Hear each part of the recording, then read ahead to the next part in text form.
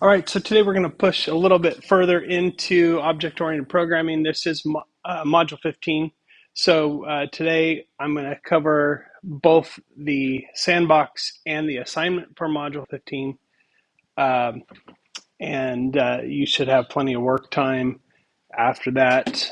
And yeah, that's pretty much it. And then on Wednesday, we'll actually get into the first part of Module 16, which is our unit on um, images. So that's kind of where we're headed there.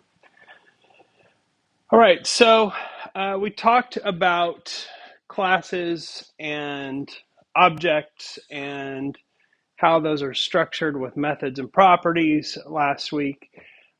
Today I want to introduce you to a concept called parent and child objects. And a parent and child object relationship happens when we use a class that already exists as the basis for the creation of another class.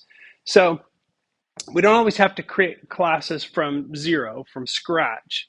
Sometimes what we do is we take an existing class and we say, okay, we're going to start out with that one and we're going to extend it so that it has more stuff, more abilities. Good example is this, right? If Robert Downey Jr.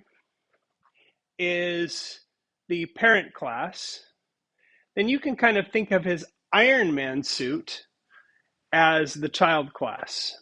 And the way it kind of works is, Iron Man's flying around, except, we're going to pretend like there's not the automated fully ability, the full Iron Man suit that can fly around on its own and do things. But in the OG, right, Robert Downey Jr. puts on the Iron Man suit, or Tony Stark puts on the Iron Man suit, and it enhances his abilities. It gives him the ability to fly and shoot things and do things that Tony Stark can't do by himself. But the Iron Man suit, at least the original version, I know if you're hardcore comics nerds, you're going to start arguing with me about finer details. Don't nerd out on me, just go with it for a minute. The suit requires he has to be in there, right? It's a suit that he wears. It's a suit of armor originally.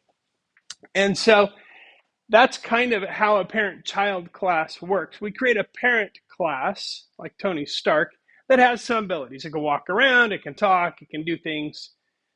And then we use that parent class as the basis for the creation of a child class that extends the abilities of that parent class. It can do all the things the parent class can do and additional stuff.